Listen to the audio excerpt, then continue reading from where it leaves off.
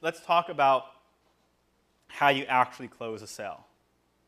We'll talk later about how you get people to you. The sales process is an exchange of value. So let's break down sales versus marketing. Okay? The sale is about an exchange of value. Marketing is about getting somebody interested in having that exchange of value. PR is about building awareness for your product and service altogether. Right? So we're going to talk about sales, marketing, and PR. PR is just about getting the word out and having people aware of what your product or service is. Marketing is about driving people to you, or you getting in front of them, such that they've raised their hand and said, yes, I have some interest in this product or service. Now I'm open to a dialogue. I'm open to having an exchange about it. So that may be as simple as you clicking on an email to see more about a product or service. Maybe you taking some time to come to a seminar. Maybe you calling a number in. And the sale is the exchange of value. And I really want to impress on this because the key word I talk about in sales is value. And because so many people do it so wrong, we've all been taught to think that sales is a bad thing. Let me just ask you, when you hear the word, I'm a salesperson, do you think this is somebody that I want to talk to or somebody that I want to stay away from? You want to stay away from them because what are they going to do? They're going to try and what does it mean to try to sell you? They're going to try to, what are they going to try to do? They're going to try to take your money. It's my money. It's not your money. It's my money. It's in my pocket. I earned it. I made it. You can't have my money. And I know what you're going to do. You're going to try to take my money, and you're going to try to give me this shitty, stupid thing back in return that I don't want. And why do we think that somebody's going to give us some shitty, stupid thing? Think about it. Why? Why is our first impression that we're going to get something that we don't want? We don't see the value they have because so many salespeople tell us what they're going to do for us, what they're going to give us, what they expect in return before they have any idea of what we want at all. But I'll tell you what, if sales is really an exchange of value and we were stuck on a desert island and we were dying of thirst and starvation and somebody came by and the first thing they asked is, hey, do you need some water and food? I'm a salesperson. I have it for trade. We wouldn't think the same way about that salesperson. We'd be like, you are my new favorite best friend. Anything of my worldly possessions is yours if I could just have a sip of that water and a bite of that food. The reason we're so adverse to getting sold and the reason we're so adverse to sales in general is because people are always trying to tell us to take something that we don't want. And that's annoying. That's frustrating. But I'll tell you what, when someone figures out what you want and what you need, which is a lot of stuff. You all have a lot of stuff. I'm just saying, like, you have a lot of stuff. You got a lot of clothes, you got a lot of possessions, you got a lot of things, you got a lot of stuff you like to buy, you got a lot of food you like to get, you got a lot of movies you like to watch, you got a lot of stuff that you like to do, all the stuff that you want to do. Think of every decision that you make every single day that in some way requires an exchange, whether it be money or something else. You're probably making hundreds of decisions a day where there's an exchange of value in some way or another, and not always monetary. There's a lot of stuff that we all want, that we want to do. Could you imagine if somebody could just figure out what that stuff that you wanted and really give you something that you want a lot? That's what the sales process is about. So there's a 5-step sales process. And if you follow this process, I promise you, you will always close a sale and exchange value. And again, it's an exchange of value. I am going to get something from you that you give me voluntarily because you believe what I'm giving you back in return is of equal or greater value. We made a sale today. Think about the sale that brought you here today. I didn't ask for any of your money, but if you ask me, I asked for something that's a lot more valuable. I asked for an entire day of your life. Think about that for a second. Let's just think about this. And if afterwards you want to get up and leave, so be it. I will shot myself in the foot. But let's say just take it out of this. Let's say something completely different. Let's say I'm your friend, we've known each other for a while, and I needed help moving. And I said, we've got two options here. Option A is you can give me $50 and I can go find somebody to help me move for the day, which I'm fine with. And option B is that you have to help me move for the day. Maybe you all are much better people than I am, but I'm pretty sure I'm giving that person the $50 and I'm keeping my day to myself. Like, we'll all get a chance to make lots of $50 in our lifetimes, but a full day is pretty limited. We're going to have a couple thousand of these, and then they're done. It's a day. So we made an exchange of value. We made an exchange of value where you're giving me a day out of your life. That's a big deal, and that means a lot to me, and I take it very seriously. And in return, what I'm going to do is I'm going to give you as much value as I possibly can, so that every single day after this, your likelihood of creating a business successfully goes up exponentially. That's the deal that I made with myself.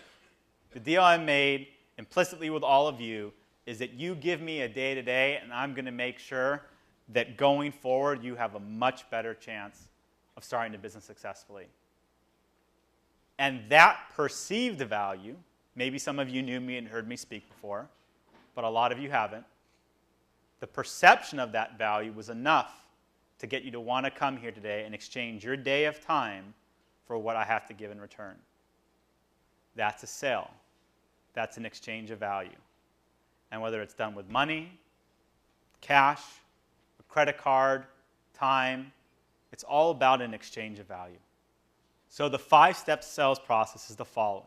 1, to gain interest. 2, to establish credibility. 3, to establish need. 4, to offer a solution.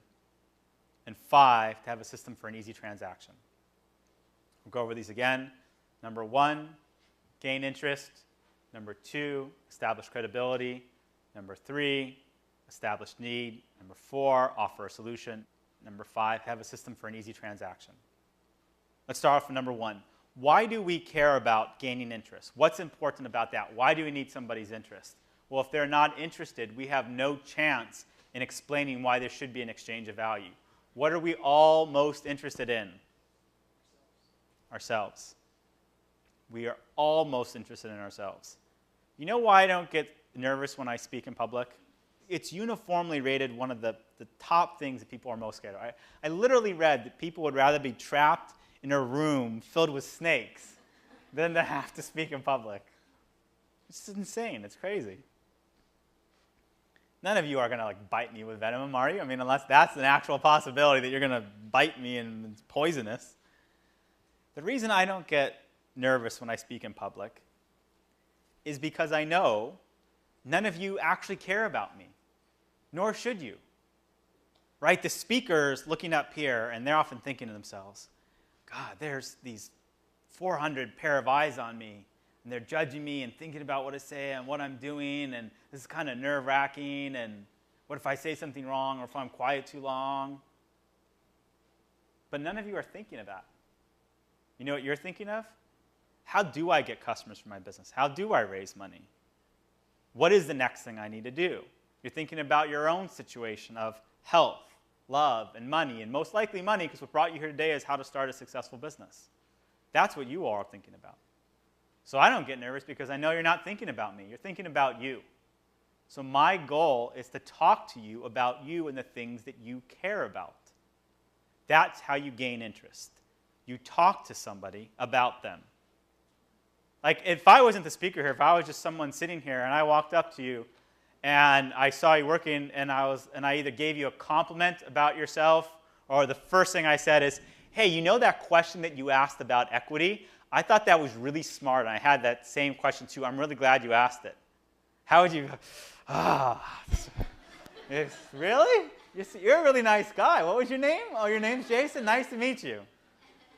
That would instantly be our first reaction. Just a simple compliment. That person listened to what I said, cared about it, and gave me positive feedback for it. If you want to gain somebody's interest, talk to them about them. If I'm at a professional mixer, if I'm having a conversation, if I'm trying to set up a sale for an exchange of value, I never start talking about myself. I always start talking about the other person. And I pretty much know they're going to be thinking about one of three things. What's their health like? What's their family and love life like? What's the situation of money and business like? And you all know that everyone here is thinking about one thing in particular that brought you all here today. When you learn to talk to people about them, you're always going to have their captive interest and attention. Number 2, establish credibility. We have credibility because of things we've done, right? I'm standing up here, I'm telling you that I started this internet company, I got this. Like, all right, Jason's got credibility. But whether I had ever pulled out DocStock, whether I ever told you that I started a company that makes millions of dollars, whether I ever told you that I started multiple businesses, just by the way that I'm presenting myself with a confidence and with a clarity I have in how I speak, I'd have credibility as well too. You have credibility because of what you've done in the past, which means you've got to let somebody know that.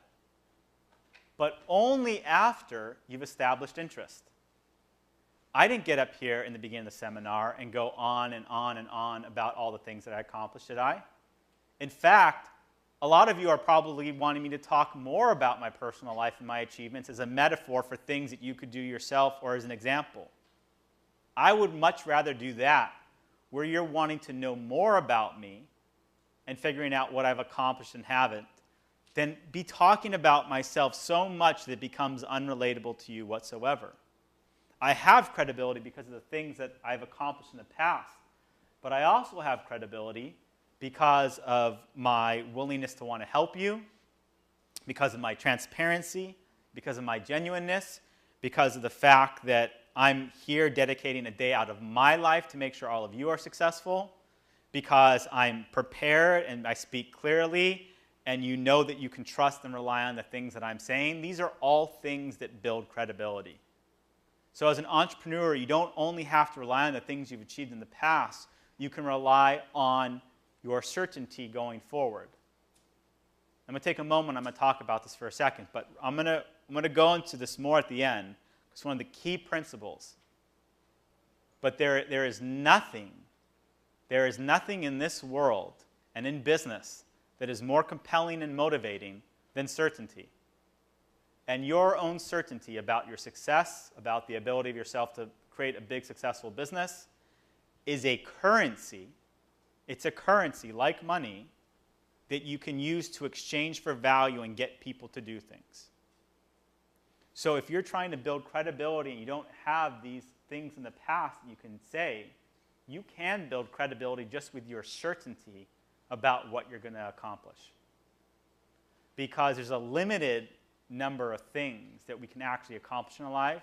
There's an unlimited number of things that we can have certainty that we can get done with.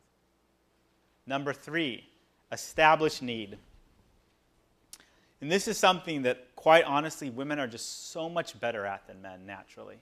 And there's always exceptions. But if, for those of you here that, women that have a boyfriend or husband, like when you come home and you've had a really tough day and you just kind of want to talk about something that was going wrong at work or something else, what do the guys always try to do? I always try to fix it, right? Here's what you should do. If you just did this, you should have done that. Why didn't you do this? Let me tell you what to do so you don't feel this way.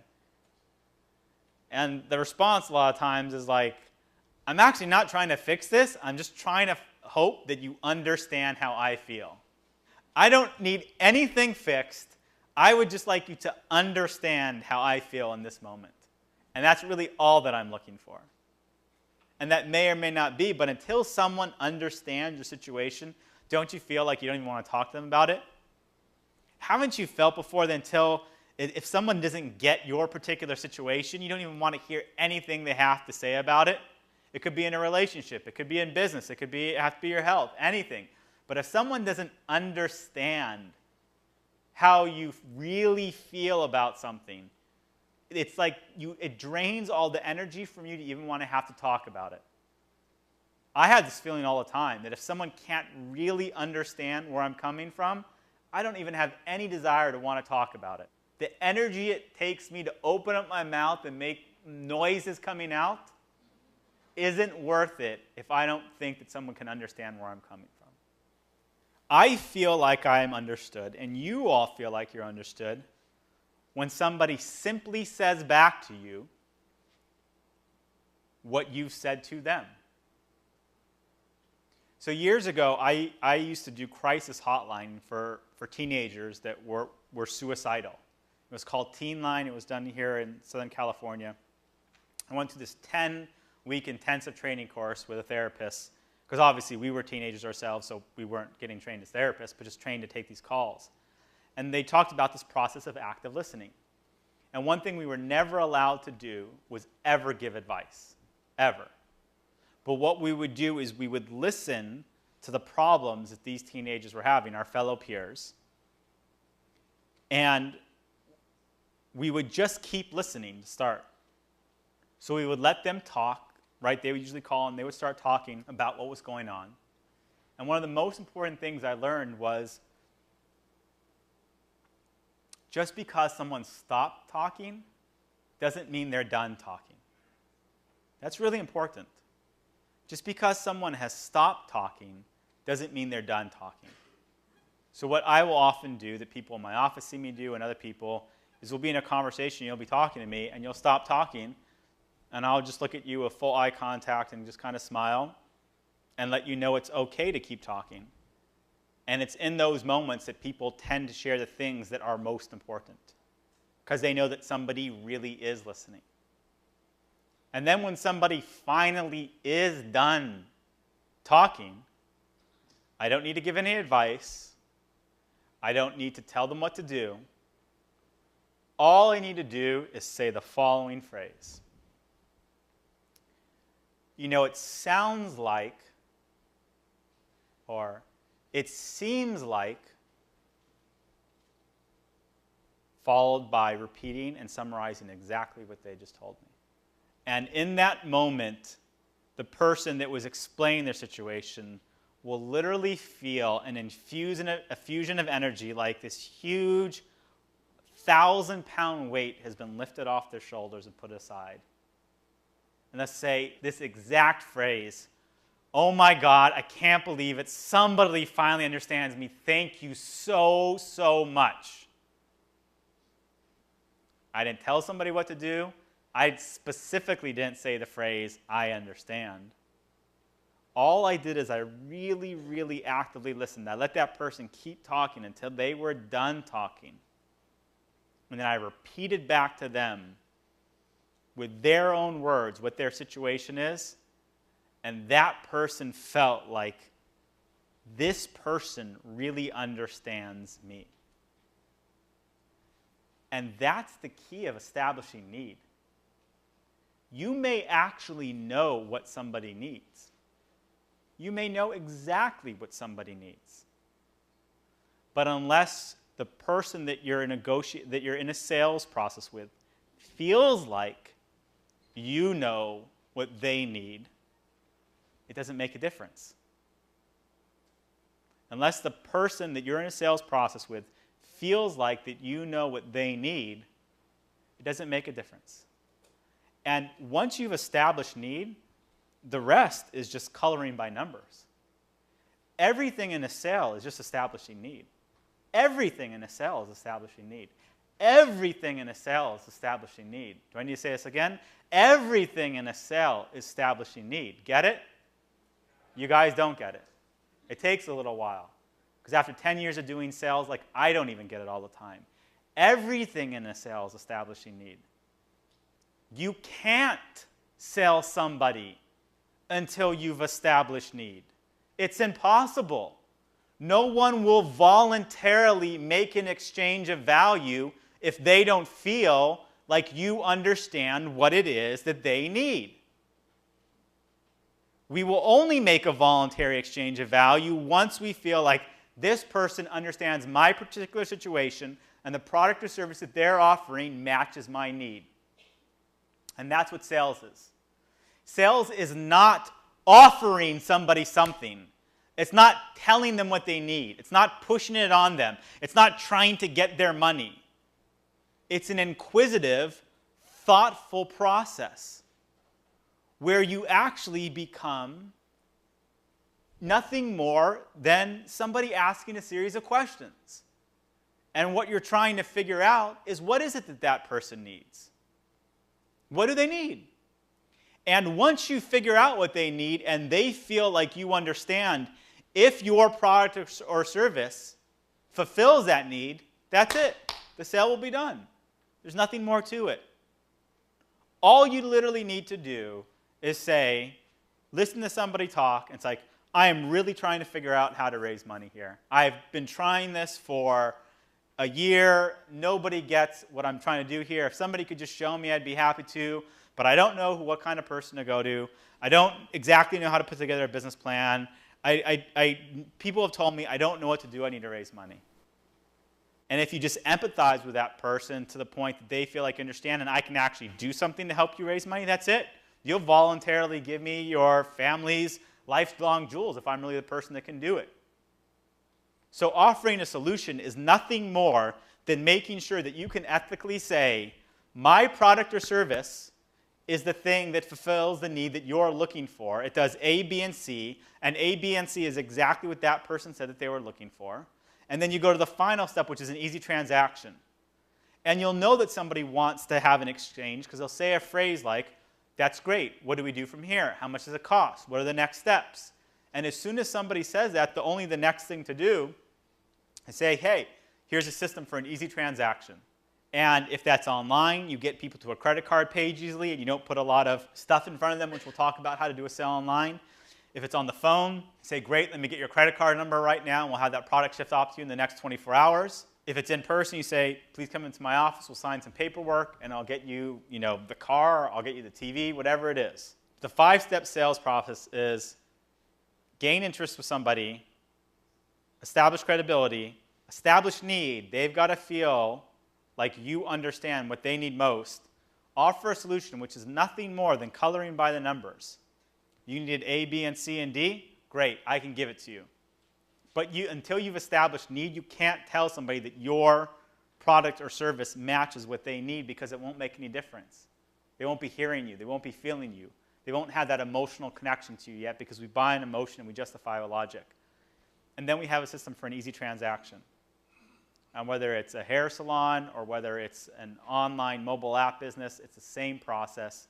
It just, whether somebody goes through it in a verbal conversation with you or they go through it by reading a bunch of text. It's a 5-step sales process, which is how you sell any single thing.